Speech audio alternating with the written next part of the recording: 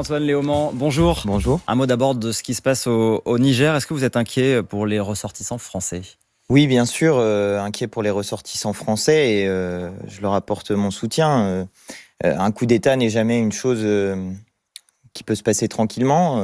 L'ONU appelle d'ailleurs au retour aux institutions démocratiques. Maintenant, il y a une situation qui est particulière dans un certain nombre de pays d'Afrique. Et je crois que la situation au Niger doit nous interpeller sur la politique qui a été menée par la France dans les dernières années, notamment politique militaire, mais politique économique aussi. Le Niger, c'est un pays dans lequel il y a des ressources en uranium qui sont des ressources extrêmement abondantes et qui sont exploitées depuis des années maintenant par une entreprise française qui est le groupe Orano. Ex-Areva. Ex-Areva.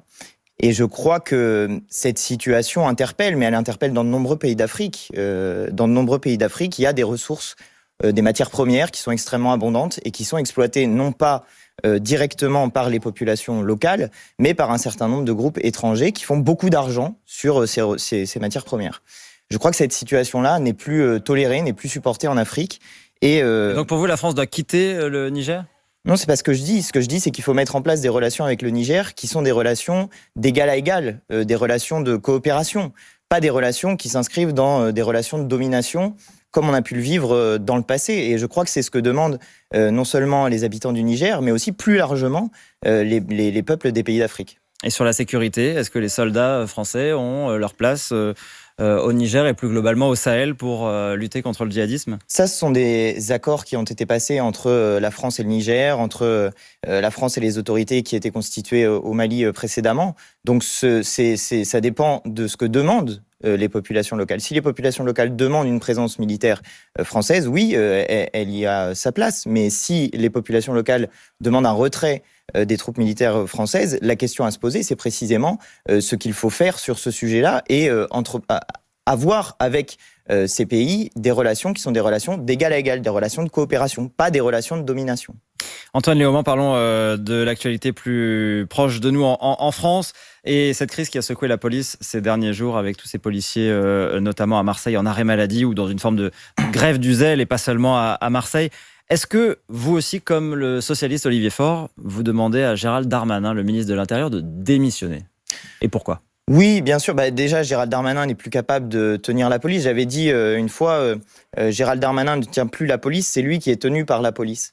Quand on fait reposer l'autorité de l'État, comme l'a fait le gouvernement, lors notamment de la réforme des retraites, quand on fait reposer cette autorité de l'État sur la répression plutôt que sur l'adhésion, on se retrouve dans ce genre de situation où l'appareil utilisé pour la répression devient un appareil moteur du pouvoir politique.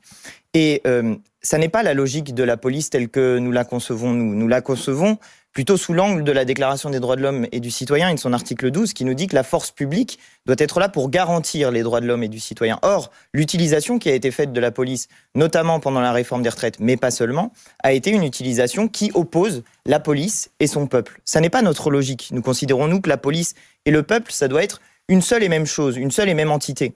Et dans la logique qui a été celle d'Emmanuel Macron, ce n'est pas ce que nous avons vécu. Et puis, il y a eu les événements plus récents, la mort de Naël, le tabassage d'Eddy.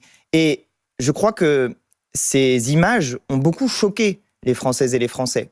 Et donc, on a l'impression que la police, d'un seul coup, alors qu'elle a eu des comportements qui sont des comportements délictueux, qui sortent du cadre de l'intervention policière... Ils sont présumés innocents, il y a une enquête en cours. Bien sûr, ils sont présumés innocents, mais dans les images que nous pouvons voir, nous pouvons nous faire notre propre opinion sur l'usage de la force. Et quand un jeune homme nous dit qu'il a été tabassé dans un coin par la police, même une intervention de police qui aurait exigé le fait de l'arrêter pour ensuite le juger, n'implique pas le fait de tabasser quelqu'un. Donc on est sorti, quoi qu'il arrive, du cadre légal de l'action policière. On attendra peut-être aussi la fin de l'enquête pour être sûr. Moi, je considère qu'un jeune homme n'a pas à être tabassé. Quand on doit arrêter quelqu'un, là pour le coup c'est l'article 9 de la Déclaration des droits de l'homme et du citoyen, précisément quand une personne est présumée innocente, tout usage supérieur à ce qui est nécessaire de la force doit être sévèrement réprimé par la loi. C'est ce que nous dit la Déclaration des droits de l'homme et du citoyen. Mais vous voyez, Antoine Léaumont, c'est typiquement, parce que des policiers sont venus aussi, ils ont eu la parole sur RMC la semaine dernière, c'est exactement ce type de discours-là qui engendre, et c'est ce qu'ils disent, le malaise qu'ils ressentent. C'est-à-dire que... Je crois pas. Plutôt que de dire on va attendre la fin de l'enquête, etc., vous êtes déjà dans une forme de... Ils disent présomption de culpabilité. Mais C'est ce qu'ils ressentent. Attendez, quand un jeune homme se fait tabasser ou qu'un jeune homme se fait tuer, ça n'est pas arrivé par le fruit du hasard. Il y a donc bien eu une action policière qui mène au fait qu'un jeune homme soit tué ou qu'un jeune homme soit tabassé. Ça n'est pas aller plus vite qu'une enquête de justice sur le sujet. Néanmoins, ce que je veux dire aux policiers qui éventuellement nous écouteraient, c'est que nous n'avons cessé de proposer des solutions pour justement répondre au mal-être dans la police. Quand on nous parle par exemple de la politique du chiffre, la politique du chiffre c'est quoi? C'est mettre sous pression les policiers sans arrêt pour qu'ils fassent du chiffre. Et j'ai vu des témoignages récents de policiers qui sont dans une attitude républicaine, qui nous disent que la hiérarchie va avoir tendance à couvrir les bavures en demandant derrière aux policiers de faire davantage de chiffres, c'est-à-dire davantage de contrôle. Est-ce une logique républicaine de fonctionner ainsi? Non, ça ne l'est pas. Est-ce une logique républicaine de demander une justice d'exception pour les policiers? Non, ça ne l'est pas. Donc nous, ce que nous défendons, c'est la République, la République, la République. Point. La loi doit être la même pour tous, soit qu'elle protège, soit qu'elle punisse. C'est vrai pour les délinquants, c'est vrai pour les policiers, mais dans un cas comme dans l'autre, il ne faut pas aller plus loin que ce que dit la loi. Antoine Léaumont, je voudrais qu'on dise un mot de l'école, la rentrée qui se prépare avec un nouveau ministre de l'Éducation nationale qui a à peu de choses près exactement le même âge que vous, Gabriel Attal. Pas du tout les mêmes opinions en revanche. Alors, on va voir ça.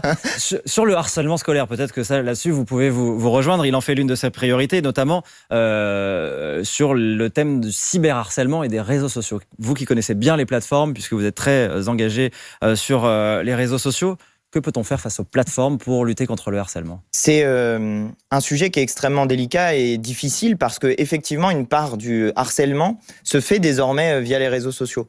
Moi, je pense que sur le sujet, il va falloir effectivement qu'on légifère, qu'on aille dans un sens qui a un sens qui évite ce genre de comportement et que eh bien nous discutions. Mais il va falloir qu'on mette sur la table justement des solutions qui permettent d'empêcher que ce type de harcèlement se fasse sur les réseaux sociaux.